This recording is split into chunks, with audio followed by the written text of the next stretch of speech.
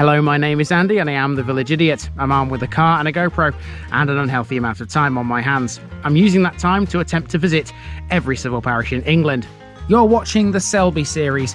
Selby is one of 11 subdivisions of the county of North Yorkshire. It's made up of 74 civil parishes, a lot of which are very small. Which one are we in this week? Alright, last week in Selby I showed you Hemingbrough, a very large village on the A63, and if you continue to the northwest towards Selby along the A63 you come to this place, and this parish consists of quite a few settlements. You've got the main village, which is where I am now. You've also got a place called Lund, not to be confused with Lund in the East Riding. You've also got South Duffield.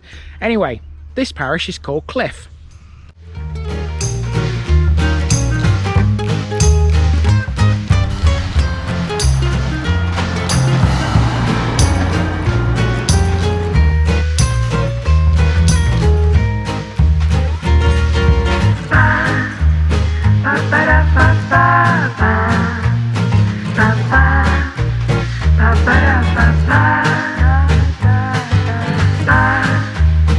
This Selby episode is sponsored by Past Days, a family history blog by June Terrington. You'll find a link in the description. Here's my disclaimer for people who may be watching me for the first time. I say things as I would in my native accent and dialect. As a result, I may not pronounce things in the same way as the locals do. Remember, I'm a visitor. It's impossible to know everything. Leave me a comment, spin me a like and bash that subscribe button. Let's get to today's parish video. So this is Cliffe, an elongated village which sits both to the north and the south of the A63. Beginning in the southern section, we're outside Cliffe Voluntary Control Primary School. Directly opposite we have St Andrew's Church, probably one of the smallest churches I've ever come across. It just looks like a house, doesn't it? Time for a short history lesson next. Cliffe is recorded in the Domesday Book as being part of the manor of Howden. With the hamlet of Lund, it formed the township of Cliffe-cum-Lund in the large ancient parish of Hemingbrough. Until the later Middle Ages, Cliffe was on the banks of the River Ouse, which has since changed its course. In the medieval period, much of the land was in the possession of the bishops of Durham. It would pass to the bishopric of Ripon in 1836. The remainder of the land passed through various hands, with part becoming of the manor of Turnham Hall, which was on the Ouse banks. The parish notice board is on the wall of this house here, so we'll get that out of the way nice and early. Now let's see what else we can learn about this place.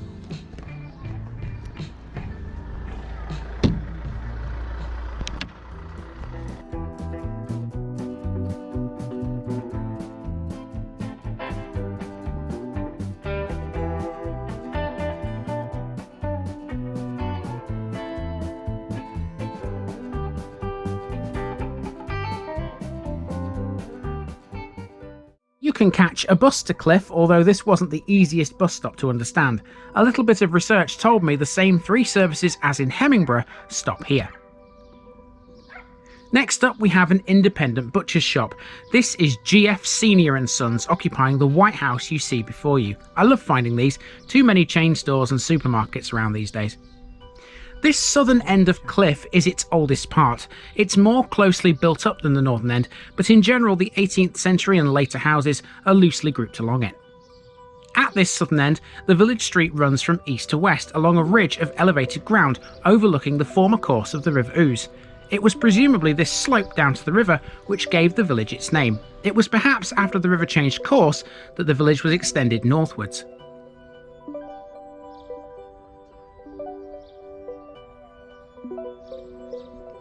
This is William Jacques' Drive. I imagine this is a reference to the man who in 1919 provided for the distribution of coal in the village, although there is another man with the same name. Give me a moment.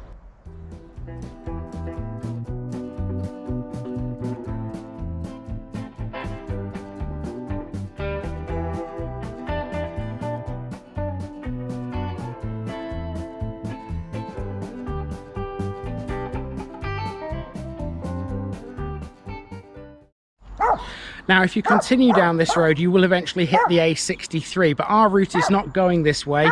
I like to do things a bit differently. I'm taking this public footpath which will take us to the A63 as well. Just want to make sure I catch some of the properties down there just in case people say that I've missed them out. There's a nice little dog in this garden as well, yapping at me. Hello boss. not come to see you. Right, let's come down here and see what's along this footpath, shall we? The other William Jacques is a serial book thief who the media nickname the Tome Raider. From Cliffe, he's twice been convicted after stealing hundreds of rare books worth over £1 million. We haven't really spoken much about the A63 before. It connects Leeds to Hull via Selby. There's an interesting junction just beyond the village towards Barlby. Stay tuned for that episode. The footpath crosses the A63 and beyond this gate it runs over a small field which had some horses in it. They weren't too much trouble, however the same can't be said for beyond the horsefield. Now we find ourselves next to an active railway line. This is a familiar route too, it's the Hull to Selby line which passes through some places we've seen already like Howden, Eastrington and Broomfleet. There used to be a station here. This is the site of the former Hemingbrough station, originally named Cliffe when it was opened in 1840. Hemingbrough would close in 1967. Railways were a thing around here. There was a small set of sidings to the north of the line at one time which served a malt house, and that malt house still stands. We'll see it later. In 1913, the Derwent Valley Light Railway also opened a branch line between Cliffe Common and Wheldrake, which closed to passengers in 1926 and completely so in 1965. So there's quite a bit of post-war housing at the end of Oxon Lane. We've got Curzon Terrace here, classic post-war housing here.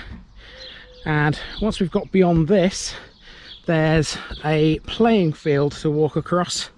And we're going to walk across that. That takes us up to the northern part of Cliffe. And there's something really interesting opposite the playing fields.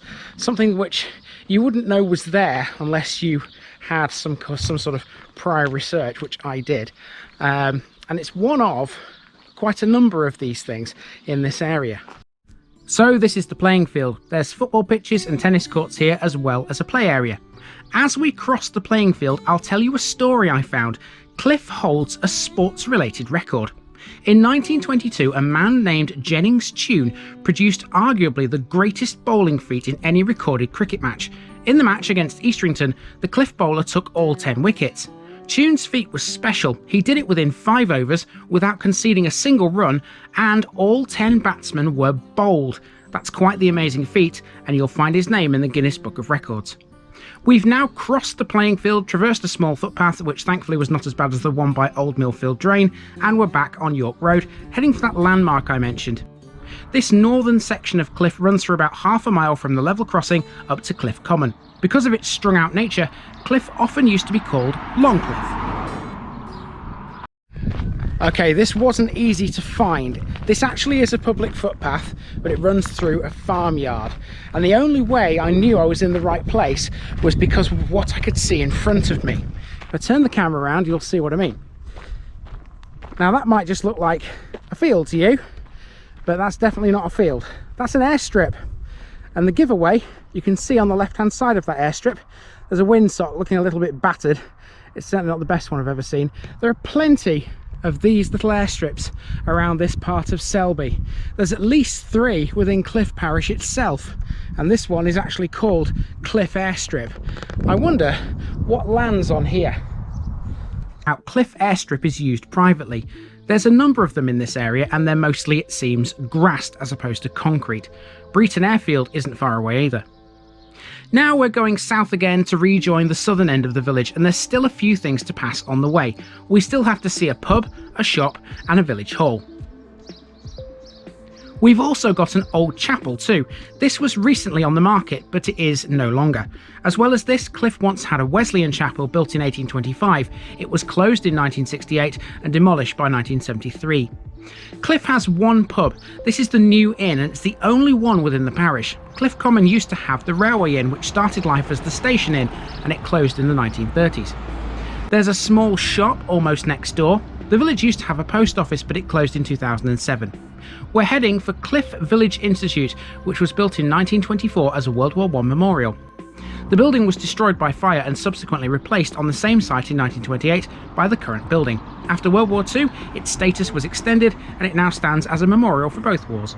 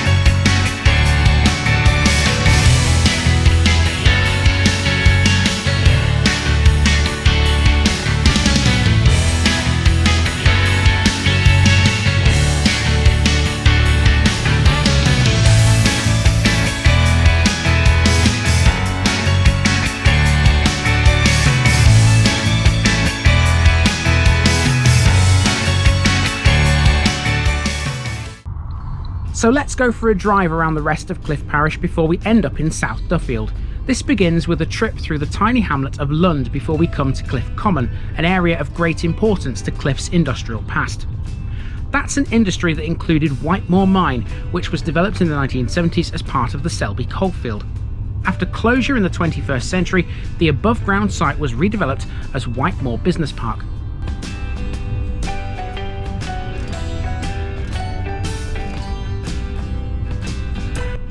Going back a bit further, there was also a seed milling and crushing business established at Cliffe in around 1840, but the business had ceased sometime after the 1870s.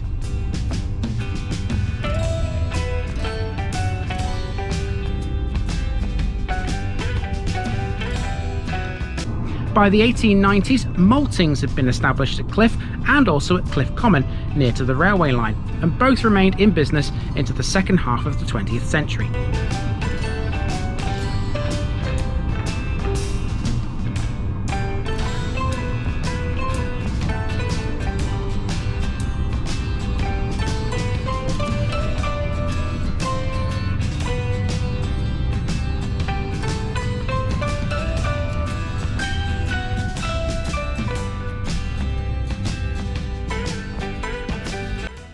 One of those malt houses still stands, as I mentioned earlier, and here it is on the road towards North Duffield.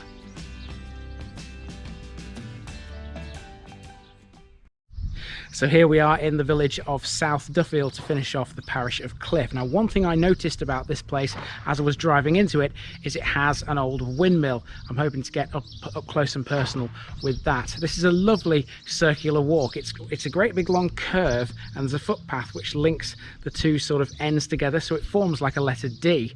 That's handy, isn't it? D for Duffield. Let's go and see what it's got. As it turns out, South Duffield has quite a bit. For starters, check out this old water pump which stands on a small village green. This is right opposite an old school. As old schools go, this one lasted quite a while. It was built in 1881 and didn't close until 1962. It's now been converted into quite the charming little property. Moving north, we have a parish notice board next, and it's well worth finding that windmill, folks, if this notice is to be believed. You can get 6 eggs for the low price of £1. There's a standalone postbox, but for the rest of the way around South Duffield, it's very much a residential and agricultural affair. South Duffield used to be in the township of Hemingbrough. There was a manor here, evidence of which can still be seen by way of earthworks. South Duffield has a hall too, which dates from the late 1700s. South Duffield lies 1.5 miles north of Hemingbrough on ground rising slightly above the generally low land bordering the River Derwent. It used to have a landing place on the banks of the river. It sort of feels like a Yorkshire Wolds village, this. And in theory, it's very similar, because you have a place called Cliffe, you have a place called Lund, both of which you can find in the East Riding on the Yorkshire Wolds. And it just seems, the makeup of it just seems very Woldsy. It's got a windmill, like I said, and it's some of the houses just seem like they belong in the East Riding. So yeah, it's a very Woldsy type of village, if I can call it that. Once around the bend, we're heading for the windmill. A former brick tower mill, it was used for grain, and it dates from around 1800. You'll find it right at the end of Mill Lane, where you can go no further. Evidently, this is not the first ever mill there's been here. A windmill was first mentioned in South Duffield in 1311, and the last mention of a miller in records was in 1925. Okay, we have a problem. The footpath marked on the map is supposed to cross this field and then go into that field and come out where we began. However, as you can see, it's very overgrown, if it even is there, because at the moment I'm not totally sure whether I followed the map correctly. I'll head back to Mill Lane. Hopefully this is wrong and there's another way across. So thankfully there's a couple of locals around here who have offered to help me out. There's a guy up there who's currently dealing with his sheep, who's going to tell me where the path is as soon as he's finished sorting these sheep out. They're proving to be a little bit difficult. And after all that, it transpired I was actually in the right place. Where I was standing, there used to be a bridge over that ditch where the nettles were, but it's gone. It's no longer there anymore, and apparently it's been gone quite a while, according to the guy who was helping me. It's probably been gone a good 50 or 60 years apparently, so quite why it's marked on the map still as being a public right-of-way, I don't know, because you can't get across that ditch unless you want to be nettled to death, which I don't fancy. I'm much more inclined to walk on the road and save my legs, which are currently in shorts. I don't really want to be stung to that extent. I do occasionally get nettle stings, but nothing along those lines. Anyway, that's South Duffield. I couldn't complete the letter D, unfortunately, but at least I've managed to put the village on the map, and that's the important thing. That's what the idea of this channel is all about. Anyway, that's South Duffield. I'm rambling on, and it's got a northern counterpart, which is where I'm heading next, because that's next week's parish video here in Selby. But for now, this has been the parish of Cliffe, and I've been Andy, also known as the Village Idiot, and I'm out.